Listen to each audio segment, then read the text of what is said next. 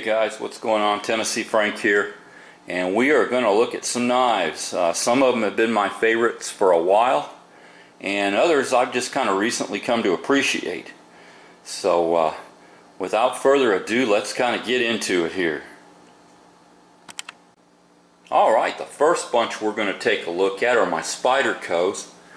Of course, I started off with one of these little guys here. This is the Spyders Tenacious. It's one of their top sellers. Of course, it is a liner lock. Got about a 3 3/8 inch blade, if I remember correctly. G10 scales. Not real aggressive G10, but decent. And yeah, you can Spidey flick it just fine, no problem at all. Decent little knife, good little carry knife. These run around $40 to $50, depending on where you want to pick one up at. And it's a good little everyday carry knife. I like it. It's a little bit thick. I mean, if you look at this dimension through here, yeah, it's a little thick, but that's just the nature of the beast. Of course, some people like these Spidey holes, some people don't.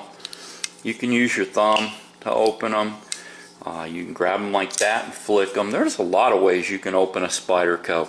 And they're just a real handy knife to have.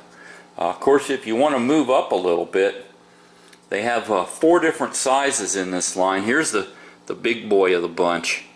This is the Resilience. And it's also a liner lock. And it's a monster. 4-inch blade. Same G10 scales. Same basic design. You can kind of see the similarities. It's a larger knife. And that's the main difference. It's you're moving up. It's like you scale everything up. But yeah, this is a good little knife. Of course, you can see on there Spyders. 8CR13 MOV is what you're going to get in the Chinese Spyders. That's kind of their go-to steel, and it's decent. I mean, it's not a terrible steel. Of course, now if you want to move up, these are what I would call mid-level Spyders. They're expensive to me, but for most people it's mid-level. And these are going to run you 100, 130, somewhere in there. But this is their Manix 2. And it's the G10 version with the black blade. Of course, this has the leaf-shaped blade. And they are doing what they call a ball bearing lock, which is very similar to the axis lock in the way it functions. You pull back on it to move the detent, so you can actually flick the blade out by pulling back on the lock and close it too. But yeah, it's real good action on this knife. Of course, the only issue I had was this jimping that they put along the bottom was giving me a hot spot, so I had to go in there and sand that down. The top jimping, not so much, didn't really bother me that much. Of course, there's jimping here in this forward finger choil, so you can get really choked up, get a good purchase on it. But yeah, that's the Manix G10 in black, and they are rocking the S30V on this. And it's a US made knife. That's part of the reason you're going to be spending more. But Manix 2 is a nice knife. I kind of debated between the Manix 2 and the Paramilitary 2 for a while. Ended up going with the Manix because of the lock system. I like this lock system. It's a little more comfortable for me. I may pick a Paramilitary 2 up at a later date, but for now I like that lock system. Of course, then if you really want to step up in steel, here is their dark blue lightweight, and this, you see, it is S110V.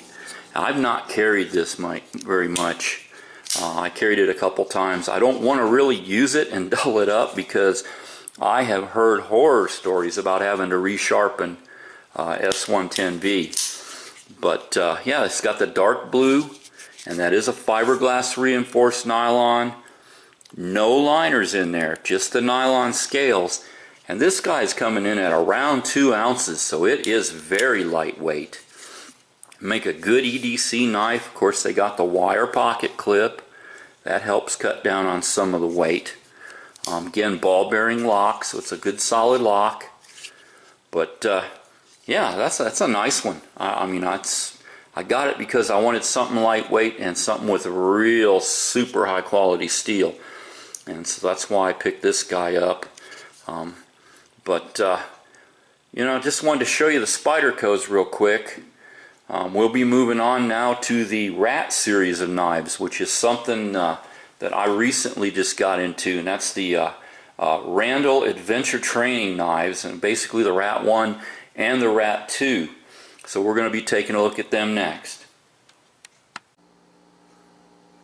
Next, we're going to take a look at the Rat series of knives, the Randall Adventure Training knives that Ontario makes. First, here's the Ontario Rat Model 1, and then I just got in these two, got them out of the mailbox just a minute ago.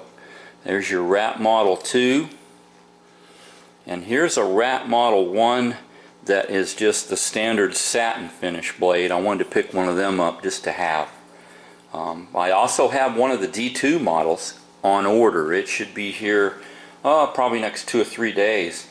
Of course, I like these black blade models, and this here has become my EDC of choice. Of course, you can read on here Ontario Knife Company, and it is AUS 8 steel. AUS 8's not the greatest, not the worst. It's a decent blade steel. It'll get the job done. On the little Rat 2s, you see they're still, if we can get her to focus, they're still running their Randall Adventure Training logo. Of course, it is, see, the Model 2, and it is still AUS 8. Of course, I've not flipped the clips on these. They're still tip down carry, which I don't prefer. These Spidey flick okay. You can take your middle finger and flick these, and they'll flick out pretty good if you kind of get a little wrist action in there with it. But yeah, that's a cute little knife. I'm going to kind of use this as more of a dress knife, or maybe a backup to my larger one here. Carry the big one here as my main blade, and then use that as a backup. But yeah, these flick open beautiful. Of course, this is one of the few ones I can actually use my thumb to open. 9 times out of 10, if I use my thumb to open a knife, I want to get down on the blade and I'll cut myself. But just the way that they have this choil cut in here, I can actually, if I get the right action, wrist action, hard to do behind the camera, but yeah, I can kind of work it with my thumb for a change. Of course, these are all liner lock, blade centering. I mean, it's beautiful. You can even see here's a little Rat 2. Let's look at its blade centering. This is right out of the box. It don't get much better than that. I mean, these little guys have become my favorite knives now, the little Rat series. Of course, here's the satin finish one. It's got the Ontario logo instead of the Randall Adventure Training logo. Same black nylon scales. Of course, this opens with authority. I mean, it just clicks right open there, just like it's supposed to. Let's check out the lockup. Looks good. Blade centering, and like I said, these are right out of the box. Right out of the box. I love my Spydercos. I honestly think, though, the Ontario Rat series is going to become my favorite knives, as much as I do love my Spydercos. These are really good knives for the money. Midway had these on sale. I think this was like $24, $25 for the full size. These guys were like $23 or $24. Where do you get a quality knife for $25 or under? I mean, it's solid. It's a good solid knife. Under 25 bucks. I mean, that's just crazy that they can sell these so inexpensively. And I mean, you get a good solid knife. So and we're going to go ahead and let's take a look at some of the clones now, see what they look like.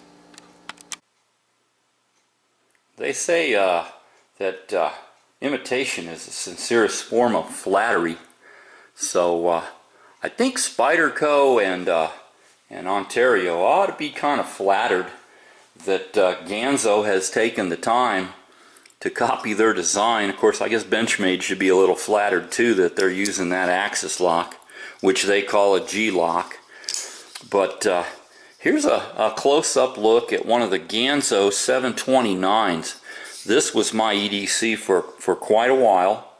I really like this knife. It has all the features of the Paramilitary 2 as far as the handle size, the blade shape and size, with the addition of the G-lock instead of having the compression lock. And this is a really nice knife. Of course, I have this one in the black scales. I also have one that's in the green. I picked one up in camo, so I have basically all three of these guys. And I guess you might have saw this on my EDC video. Of course, I moved to a different knife now for EDC. And then in your rat copies, they have the 727M, which this is real close to just being a Rat 1 copy. Little bit smaller handle, blade's about the same, and it has the G-lock instead of being a liner lock. But yeah, this is a nice knife. It's got a good action. Of course, I don't know if we can really see down in there. They are actually running a 1 phosphor bronze bushing and 1 Teflon bushing in their knives. Don't know why they chose to do that, but they did. Instead of having 2 Teflons or 2 bronze, they just go ahead and they run 1 of each. But yeah, these are the clones here, and they're pretty decent knives. You can get into one of the 729s for anywhere from 22 to 25. And your Rat 1 copies will run you 16 to 18 normally. I've seen them as high as 20. Of course, like you saw, the actual Rats, you can catch them on sale. And they're really not that expensive. You know, I got into mine, you heard what I got into mine for from Midway USA.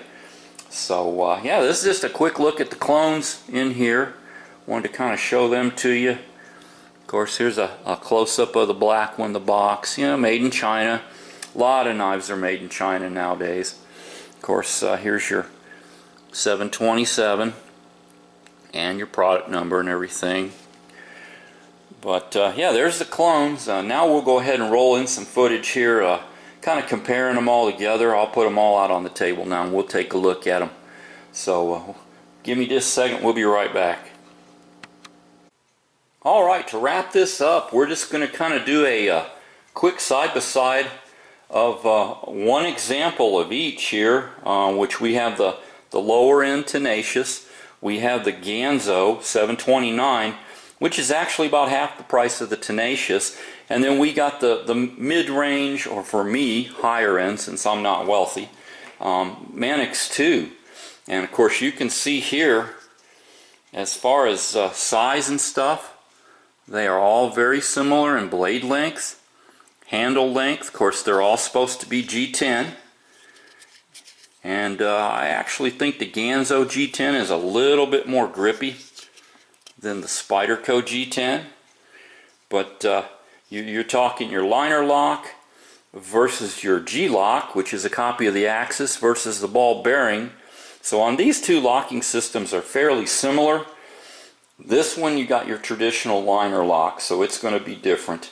And then moving over to the Rat series and then the Ganzo 727, you can see that's real close to the same size. And then of course we get the little Rat 2 in there, and you're gonna see quite a bit of difference in size.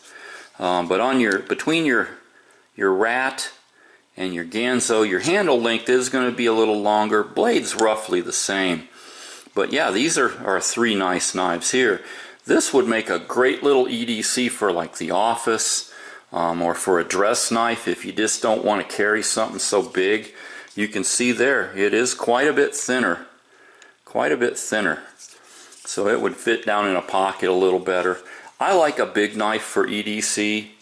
So I believe these are coming in at like 3.6 inches, which is probably around 3 5/8.